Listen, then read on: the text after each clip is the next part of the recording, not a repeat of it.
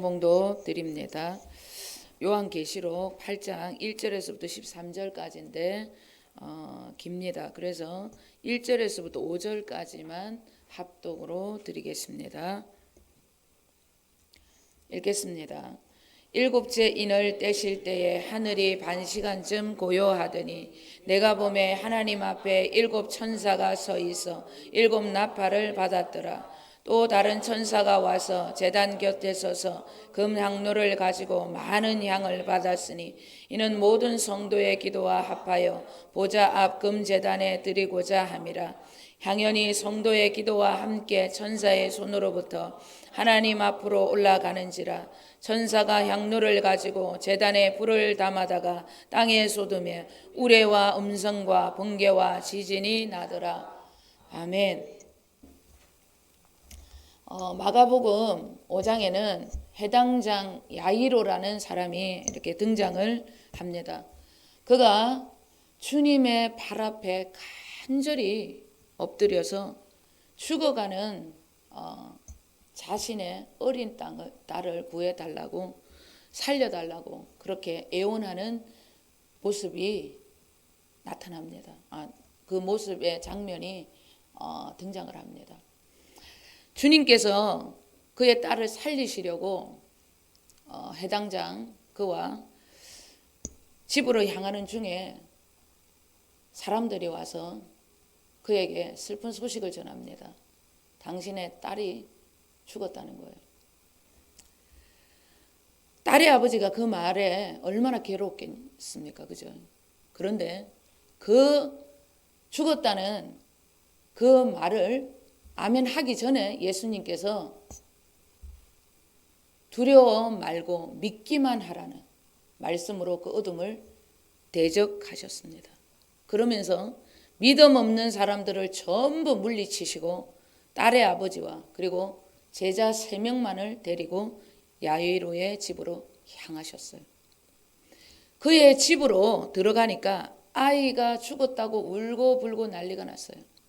그 모습을 보시고 예수님께서 왜 이렇게 떠들면서 우느냐고, 아이는 죽은 것이 아니라 잔다, 그렇게 말씀을 하셨어요. 그런데 실제로 육의 눈으로 보면 죽었거든요. 그러니까 거기 있던 모든 사람들이 예수님을 비웃습니다. 주님께서 믿음 없는 사람들을 다시 한번 전부 물리치시고 아이의 부모와 세 제자만을 데리고 죽은 딸이 있는 곳으로 향합니다. 그리고 한마디 하셨어요. 달리다고. 번역하면 내가 말하노니 소녀야 일어나라. 아이가 어떻게 됐겠습니까? 일어났죠. 살아났죠. 누구의 말씀인데? 인류의 구원자로 오신 예수 그리스도 여호와 하나님의 명령에는 죽음도 떠나가는 것입니다. 예수님께서는 믿음 없는 자들, 그들을 전부 물리치시고 당신의 능력의 말씀으로 죽음을 꾸짖으시고 아이를 살려내셨습니다. 주님은 지금도 살아계셔서 나를 그리고 우리 가족을 그리고 내 형제를 우리 부모를 내 삶에 있어 죽어가는 모든 이웃들을 어두움에서 건져내시고 살려주시는 분이심을 믿으셔야 합니다. 주님께서 아이가 죽었다고 말한 그 사람들의 소리를 야이로가 삼키기 전에 뭐라고 했습니까? 두려워 말고 믿기만 하라. 우리에게 있어 믿음을 저버리게 하는 것이 있다는 거예요. 두려움이라는 겁니다. 이 두려움은 보이지 않는 우리의 적 원수 마귀가 우리의 생각과 마음에 심어주는 어둠의 씨입니다. 19세기 때에 강력한 복음을 전했던 미국이 낳은 부흥사 D.L. 무디 선생님이 영국의 부흥회를 이끌고 다시 배를 타고 미국으로 향합니다. 너무 피곤해서 훌끌 자고 있는데 난리가 났어요. 강풍이 불어서 모든 사람이 죽기 직전에 있었던 거예요. 그런데 그분은 잠을 잤어요. 그 모습을 보고 옆에 있던 사람이 기가 막혀서 이 상황에서 당신 잠이 오냐고 깨웁니다. 그러니까 선생님 무슨 큰 일이 났습니까? 지금 안 보입니까? 강풍이 일어나서 우리 다 죽게 생겼는데 당신 혼자 지금 자고 있습니다. 그러면서 D.L. 무디 선생님이 이런 말을 했어요. 그게 무슨 큰일입니까? 나는 또 뭐 엄청난 일이 일어난 줄 알았네요. 죽으면 천국이고 살면 미국 가면 되는 거예요. 그러면서 다시 베개를 베고 코를 골면서 잤다는 거예요.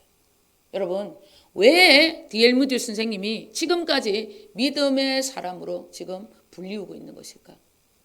죽음 앞에서도 두려워하지 않고 마음의 천국 하나님의 나라를 절대 빼앗기지 않았기 때문입니다. 늘 그런 삶을 살았기 때문입니다. 사람이 어떤 문제와 환경 앞에서라도 주님의 말씀이 내 안에 있는 두려움을 전부 이겨낸다면 그 사람은 믿음을 통해 세상을 제압하고 주님을 나타내는 영광스러운 통로로 쓰임받을 수 있게 되는 것입니다. 죄와 돈과 명예와 질병과 그리고 사람을 이겨내고 그 환경, 이 모든 세상이 주는 어떠한 것에서도 내 마음이 말씀을 통하여서 조금도 흔들리지 않고 두려움을 주는 그 모든 것을 대적하며 이겨낼 수 있다. 그 사람은 믿음의 사람입니다. 이런 믿음 없이는 절대 세상의 어둠, 원수마귀를 제압하고 하나님의 나라를 나타내는 자로 살 수 없습니다. 해당장 야이로가 주님께서 두려워 말고 믿기만 하라는 그 말씀에 주님, 사람들이 지금 이야기했잖아요. 딸이 죽었다고. 그런데 하나님, 주님은 왜 잔다고 말씀을 하십니까? 육신의 눈으로 보이는 것을 믿고 말하는 그대로 살았다면 그대로 육신의 눈으로 그 딸이 죽었다는 것을 믿고 예수님, 왜 죽었는데 잔다고 말합니까? 이해되지 않는 그런 말씀을 하십니까? 그렇게 말을 했다면 그 딸은 살지 못했다는 거 기억하셔야 합니다. 여러분, 믿음이라는 것은 이 세상과 다르게 가는 거예요.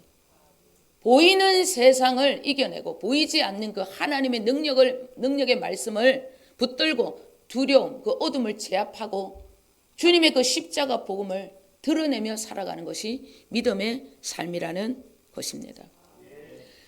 하나님께서 당신의 말씀을 인간이 이해하는 수준으로 그렇게 기록을 하셨다면 그 말씀은 창조주 하나님 말씀, 신의 말씀이 아닌 것입니다. 우리는 하나님의 그 말씀 앞에 무조건 무릎을 꿇고 아멘하고 믿으셔야 하는 것입니다. 안 믿어진다. 그러면 주님 앞에 나와서 내 영적인 눈을 열어주세요. 내 영적인 길을 열어주세요. 주님 앞에 여러분 간절히 기도해야 하는 것이 우리의 삶이라는 것 기억을 하셔야 합니다. 우리 로마서 4장 17절에서부터 21절까지 좀 길지만 다 함께 읽겠습니다. 기록된 바 내가 너를 많은 민족의 조상으로 세웠다 하신가 같으니 그가 믿은 바 하나님은 죽은 자를 살리시며 없는 것을 있는 것으로 부르시는 이시니라. 아브라함이 바랄 수 없는 중에 바라고 믿었으니 이는 내 후손이 이같으리라 하신 말씀대로 많은 민족의 조상이 되게 하려 하심이라. 그가 백신화되어 자기 몸이 죽은 것 같고 살아있다가 죽은 것 같음을 알고도 믿음이 약하여지지 아니하고 믿음이 없이 하나님의 약속을 의심하지 않고 믿음으로 견고하여져서 하나님께 영광을 돌리며 약속하신 그것을 또한 능히 이루실 줄을 확신하였으니. 아멘. 아브라함은 믿음의 조상님이십니다. 이 말씀인즉 우리도 반드시 아브라함처럼 그렇게 하나님을 믿어야 한다는 뜻입니다. 그가 아들을 주시겠다는 하나님의 그 놀라우신 약속을 언제 믿었냐? 그가 바랄 수 없는 중에 믿었다는 것입니다. 그에게 아들을 주시겠다는 말씀이 남자의 그런 성기능을 다 잃은 100세쯤 되는 99세 때에 그리고 아내 사라의 몸은 여자의 임신 가능성을 제로로 만들었던 89세 때에 그럴 때에 완전히 할아버지 할머니 그때에 그는 하나님의 약속의 말씀을 믿었다. 그리 성경이 말씀하고 있는 거예요. 자기의 몸이 해춘한 것도 아니고 뭔가 삶 속에서 새로운 일, 환경이 달라진 것도 없는데 보이는 내 인생에 어떠한 것이 달라진 것이 없는 그때에 오브랑 할아버지 할머니 그때에 바랄 수 없는 그때에 하나님의 말씀이 내 안에 불과 같이 믿어졌다는 거예요. 99세 때 꼬부랑 할아버지 때에 그때에 하나님의 말씀이 내 안에 아들을 주셨구나. 이 약속은 분명한 하나님의 약속이 맞구나. 그것이 내 안에 불과 같이 말할 수 없는, 거부할 수 없는 믿음으로 왔다는 거예요. 이렇게 믿고 말했다는 거예요. 믿음이라는 것은 여러분 말하고 행동으로 반드시 나타났다는 겁니다. 하나님께서 나에게 아들을 주시겠다고, 내가 내년 이맘때에 아들 이삭이라는 이름을 가진 아이를 낳게 해주실 것이라고, 그렇게 그는 말하고 행동으로 나타냈다는 거예요. 말할 수 없는 99세 때 오브랑 할아버지 때예요. 그러면서 로마서 4장 17절의 말씀을 선포하면서 나의 하나님은 죽은 자를 살리시며 없는 것을 있는 것으로 부르시는 분이십니다. 내가 믿는 하나님, 그분은 절대적인 모든 약속을 이루어 주시는, 모든 자신의 약속을 하나도 땅에 떨어뜨리는 일 없이, 회전하는 그림자도 없이 우리에게 그대로 이루어 주시는 하나님이십니다. 그 하나님을 여러분도 믿으시길 바랍니다. 그렇게 믿고 복음을 전했던 것입니다. 이것이 믿음의 조상님 아브라함의 모습이라는 것입니다. 우리의 모습이 이래야 한다는 것입니다. 이것이 진짜 믿음이라는 거예요. 그러면 그의 믿음대로, 그의 말대로 아들이 태어났는가? 여러분, 하나님의 말씀은 절대적으로 이루어지는 능력의 말씀입니다. 신의 말씀이라는 것입니다. 1년 후에 정확하게 하나님의 말씀대로 이삭이 탄생했습니다. 창세기 21장 1절에서부터 2절 그리고 5절에서부터 6절 읽겠습니다. 여호와께서 말씀하신 대로 사라를 돌보셨고 여호와께서 말씀하시는 대로 사라에게 행하셨으므로 사라가 임신하고 하나님이 말씀하신 시기가 되어 노년에 아브라함에게 아들을 낳으리. 아브라함이 그의 아들 이삭이 그에게 태어날 때에 백세라. 사라가 이르되 하나님이 나를 웃게 하시니 듣는 자가 다 나와 함께 웃으리로다. 또 이르되 사라가 자식들을 젖먹이겠다고 누가 아브라함에게 말하였으리요마는 아브라함의 노경에 내가 아들을 낳았도다 하니. 아멘. 여호와께서 말씀하신 대로 사라에게 행하셨다. 그렇게 말씀하십니다. 하나님은 우리에게 말씀하시는 대로 우리가 그대로 믿고 선포하고 행동하고 따르게 되면 반드시 살아계신 그 하나님이 없는 것을 있는 것으로 부르시는, 무에서 유를 창조하시는 창조주 하나님으로 내 앞에 나타난다는 것, 그것을 반드시 기억을 하셔야 합니다. 그런 응답을 받지 않으면 우리에게 여러분 기쁨이 절대 있을 수 없다는 거예요. 사라는 그 아들을 받고 여러분 웃을 수밖에, 기쁨에 겨워 살 수밖에 없었다. 그렇게 말씀하는 것입니다. 여러분 응답을 받아야 돼요. 응답을 받지 않으면 우리 인생에 여러분 기쁨이 없습니다. 여러분 솔직하게 얘기해 보세요. 하나님의 응답이 주어질 때 얼마나 기뻐요. 내 기도를 들어주셨다는 거예요. 여러분 그 응답을 통하여서 하나님의 기쁨을, 그 희락을 만끽하시는 저와 여러분 되실 줄 주님의 이름으로 축원드립니다. 누가복음 1장 37절 38절 그리고 45절 우리 또 다 함께 읽겠습니다. 제저 하나님의 모든 말씀은 능하지 못하심이 없느니라. 마리아가 이르되 주의 여종이오니 말씀대로 내게 이루어지이다 하며 천사가 떠나가니라. 주께서 하신 말씀이 반드시 이루어지리라고 믿는 그 여자에게 복이 있도다. 아멘. 예수님의 육신의 어머니 마리아의 믿음이 진짜 성경적인, 우리가 축복을 받을 수 있는 그런 믿음이라고 말씀하고 있는 거예요. 그의 믿음은 주께서 하신 말씀은 반드시 이루어집니다 라고 믿고 살았던 그런 믿음이었다는 거예요. 하나님의 말씀이라면 조금도 의심하지 않고 아멘 하면서 선포하고 외칠 수 있는 믿음의 사람이었기 때문에 그녀는 영광의 도구로 쓰임받을 수 있었던 것입니다. 믿음이 없이는 절대 주님의 대언자로, 주님을 나타내는 영광의 도구로 살 수 없습니다. 세상이 감당할 수 없는 이 놀라운 믿음, 어둠을 제압하고 하늘의 것을 전부 내 것으로 만들어버리는 믿음의 용사들이 다 되시길 주님의 이름으로 축원드립니다. 아멘. 우리는 저번 주까지 두 번에 걸쳐서 은혜를 나눴던 요한계시록 7장 말씀을 살펴봤는데, 요한계시록 7장은 주님께서 교회된 우리 하나님의 자녀들에 대한 완전한 사랑의 메시지라는 것을 기억하셔야 합니다. 당신의 자녀들이 마지막까지 주의 은혜로 인치심을 받을 때까지 주님은 재앙을 붙잡아 주신다고 그렇게 사랑의 말씀으로 우리에게 약속하셨어요. 종말의 때에 심판과 재앙을 이기는 힘은 인간적인 우리의 힘과 노력이 절대 아닙니다. 하나님 아버지의 절대적인 그 사랑이 심판과 재앙에서 우리를 건져주신다는 것을 믿으셔야 합니다. 독생자 아들을 내어주시기까지 우리를 사랑하시는 아버지의 그 사랑이 재앙으로부터 우리를 건져주시는 것입니다. 6장까지는 6째 인을 떼시고 7장에서는 당신의 완전한 사랑을 나타내시고 8장에서는 7째 인을 떼시는 6장의 연결고리를 이어가는 듯 그리 보입니다. 오늘 8장 1절이 그렇게 보이잖아요. 그런데 8장 1절의 본문 말씀의 끝이 하늘의 반시간쯤 고요했다 그렇게 말씀하고 있어요. 이 말은 재앙이 끝났다는 뜻입니다. 7째 재앙으로 말미암아 이 땅에 7년 한란이 끝났다 이런 뜻이에요. 재앙이 끝났는데 그러면 2절에서는 또다시 등장하는 7 나팔이 지금 나옵니다. 그러면 이 2절에 이 7 나팔의 시작 또 다른 재앙은 뭔가? 우리 2절 다 함께 읽겠습니다. 내가 보매 하나님 앞에 7 천사가 서 있어 7 나팔을 받았더라. 이 7 나팔이 오늘 이게 본문 8장에서 첫 번째부터 네 번째까지의 나팔로 등장을 합니다. 여러분 7째 봉인이 떼지고 7년 대환란이 끝났는데 뭔 또 재앙의 나팔 소리가 등장을 하는가?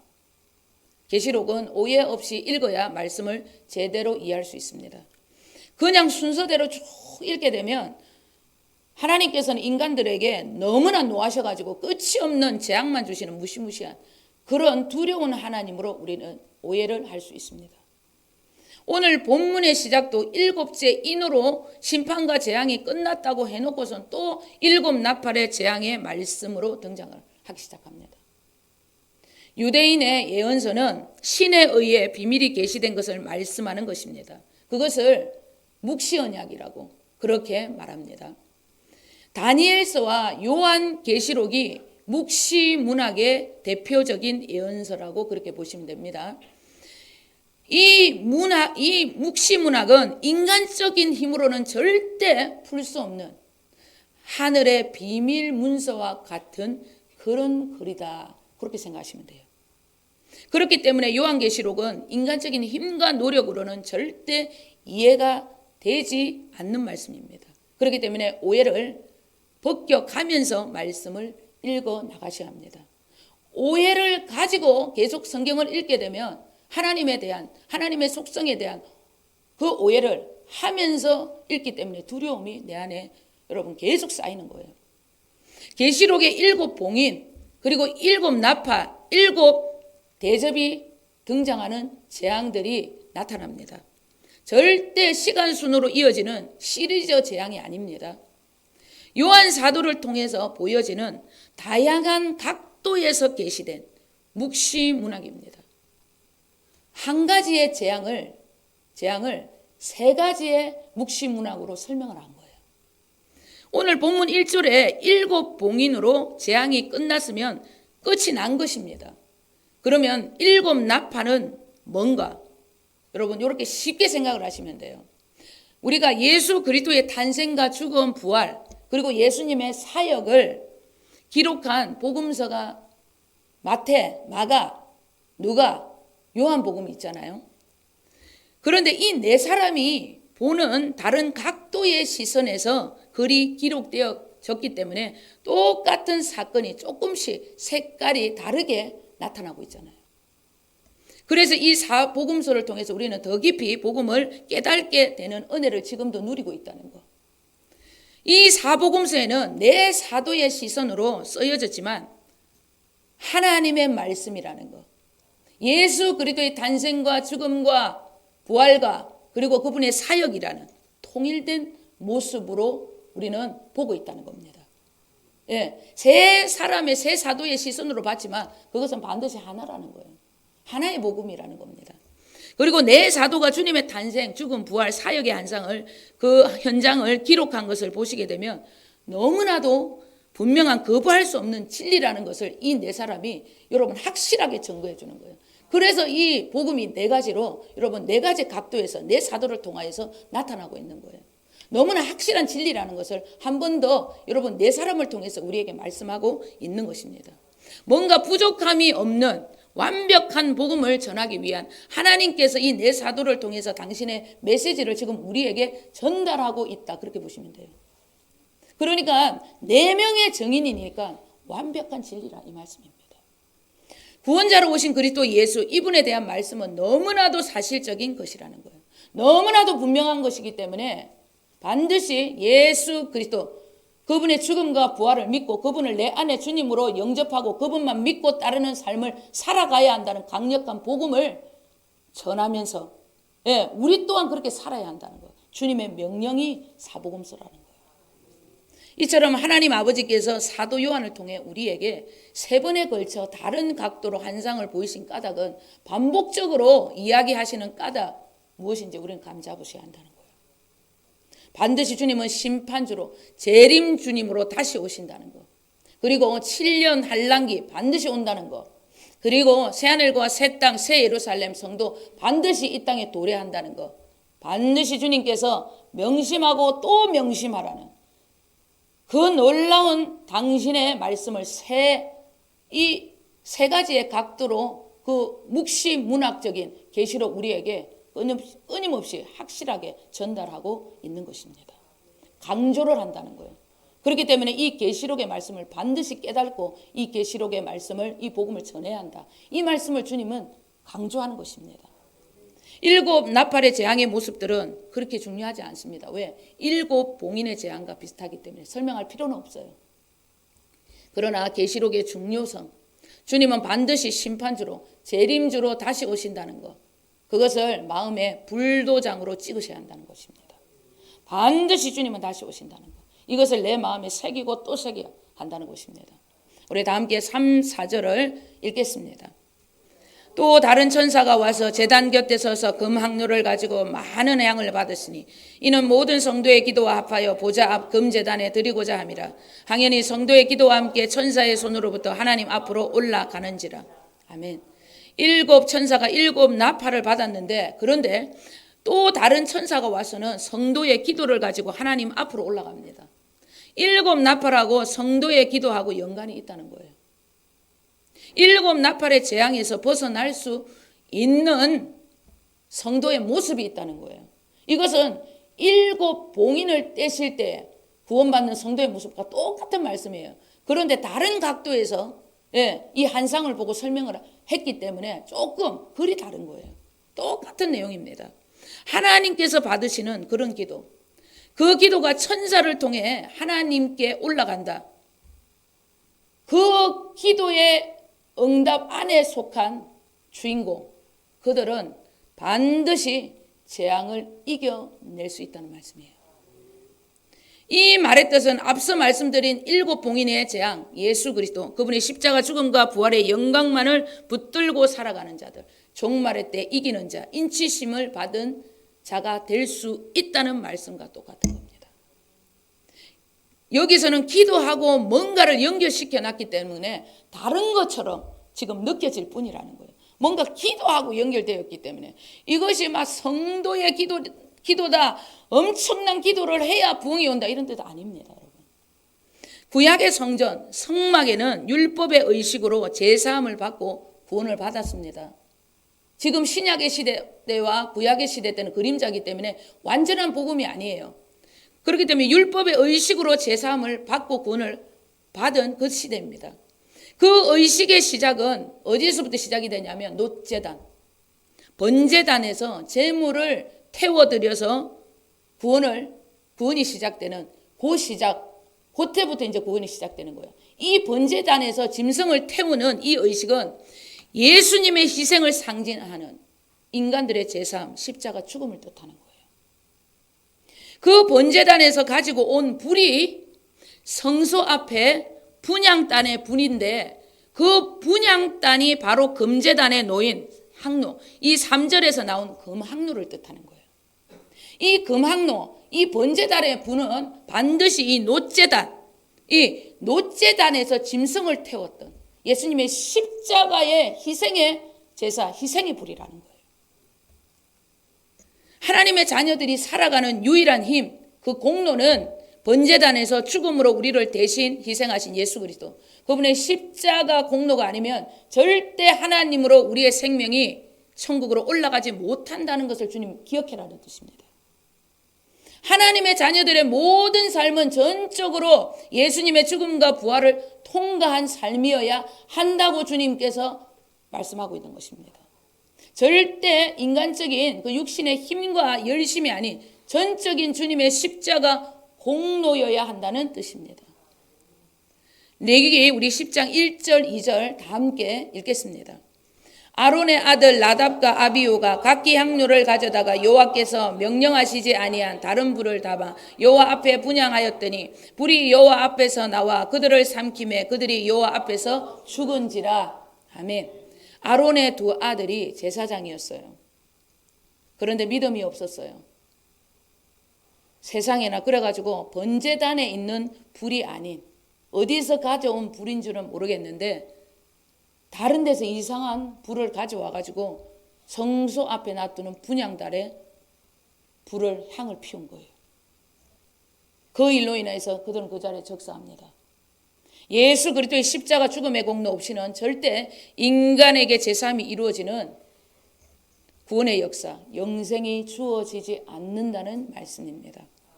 천지를 모르고 하나님의 계명을 전부 다 던져버리고 엉뚱한 데서 불을 가지고 온 것입니다. 여러분, 다른 복음을 믿으면 절대 천국 갈 수 없다는 얘기예요. 다른 종교에도 구원이 있다. 종교다원주의자들, 종교 또 통합주의자들 전부 지옥행이라는 말씀이에요. 인간에게 있어 유일한 구원의 역사, 천국의 길은 예수 그리스도의 십자가의 죽음과 부활의 역사를 받아들이고 그 주님을 믿고 따르는 길 외에 다른 어떤 길 절대 없음이 진리의 결론입니다. 일곱 나팔과 종말의 때에 있을 구원의 역사, 재앙을 이길 수 있는 그 놀라운 구원도 주님 앞에 건짐받는 이 종말의 때, 마지막 때에 주님 앞에 짐승의 표를 받지 아니하고 어둠을 이길 수 있는 힘도 똑같다는 거예요. 일곱 봉인의 재앙 때 구원의 모습과 같다는 겁니다. 우리를 위해 물과 피를 흘리신 예수 그리스도, 어린 양의 피의 공로, 그분의 십자가 사랑으로 말미암지 않고는 우리는 마지막 일곱 나팔의 재앙 절대 통과할 수 없다. 한 번 더 다른 관점의 환상의 계시, 묵시 문항을 통해 우리에게 주님이 한 번 더 강조하고 있는 것입니다. 다른 불, 다른 힘으로는 절대 구원의 문이 열리지 않습니다. 불교의 구원 없습니다. 천주교 구원 없습니다. 여러분, 이슬람, 저 원불교 없습니다. 구원. 절대 구원은 예수 그리스도, 그분의 이름 외에 구원이 없다는 것을 기억하셔야 합니다. 종말의 때에 재앙을 이길 수 있는 믿음도 번제단의 불, 예수님의 희생 제사, 십자가 죽음 외에는 다른 사실 기억할 필요가 없다는 거예요. 예수 그리스도, 그분의 십자가의 죽음과 부활로 말미암아 우리는 이긴 자가 되었다. 우리는 건짐받는, 그 위기 때에도 건짐받는 하나님의 자녀가 되었다는 것을 당당하게 주님은 우리에게 외치라는 것입니다. 그것을 믿고 선포해라는 것입니다. 나를 위해 내가 되셔서 나 대신 나의 모든 문제, 두려움과 유혹, 제 문제, 모든 인생의 문제 전부 십자가에 다 해결하시고 죽으신 예수 그리스도, 그분의 이름으로 나는 이 모든 환난의 때, 이 재앙의 때 어려움을 전부 이겼다는 거예요. 나는 승리자가 되었다는 그것을 믿고 선포해라는 것입니다. 주님과 내가 이렇게 연합된 존재로 살아가게 되면 나는 이 종말의 때 승리자로 이겨낼 수 있다는 것입니다. 네 그런 모든 삶, 네 기도 전부 하나님 앞에 전부 올라가서 너는 그때에도 주님 앞에 주님의 사랑으로 넉넉하게 재앙의 때 구원을 받는 자가 될 수 있다. 주님이 오늘 우리에게 다시 한번 당신의 사랑을 강조해 주시는 메시지라는 거 기억하셔야 합니다. 주님의 일곱 나팔의 재앙으로 우리에게 다시 한번 주님의 십자가 공로 번제단의 불의 힘으로 살아가야 한다는 주님의 그 음성을 마음에 여러분 불도장을 찍듯이 내 심령에 새기셔야 하는 것입니다. 지금부터 주님의 기름을 완벽하게 준비하는 신부의 모습으로 하나님의 법대로 여러분 이것을 믿고 훈련되어진 용사로 우리는 살아가셔야 하는 것입니다. 그래서 이 시대의 빌라델비아 교회 주님의 혼의 구원을 이루어내 주님의 나팔 소리에 공중 재림 때 주님의 품에 안기우는 완전한 교회 주님의 신부가 되셔야 한다는 것입니다. 주님께서 일곱 봉인, 일곱 나팔, 일곱 대접이라는 묵시적 문학의 방식으로 계시록을 기록하신 분명한 예수 그리스도 하나님 아버지의 그분의 사랑, 그분의 여러분 의도를 우리는 오늘 깊이 깨달으시고 그 주님 하나님 아버지의 사랑을 다시 한번 내 마음에 새기셔야 합니다. 절대 너희들 이 땅에 남아서는 안 된다는 거예요. 주님의 품에 옮기우는 빌라델비아 교회 주님의 나팔 소리에 주님의 품에 공중에 안기우는 그런 주님의 신부가 되어야 한다는 주님의 이 사랑의 이 메시지를 우리는 가슴에 새기고 또 새기셔야 한다는 것입니다. 여러분 계시록의 그 재림 주님은 반드시 다시 오신다는 것. 오늘 이 일곱 나팔의 재앙의 말씀으로 다시 한번 우리는 내 마음에 그 계시록 그 주님을 새기시고 앞으로 이제는 죽고 천국 가는 것뿐만 아니라 누구에든지 주님이 다시 오실 것이라고 마지막 종말의 때라고 7년 대환란을 이겨내려면 이 계시록의 믿음 이 완전한 주님의 사랑을 내 마음에 불도장같이 새겨야 한다고 그것을 여러분 전하시고 그것을 여러분 믿음으로 여러분 선포하시는 저와 여러분 되시길 예수 그리스도 이름으로 간절히 축원드립니다. 기도하겠습니다. 하나님 아버지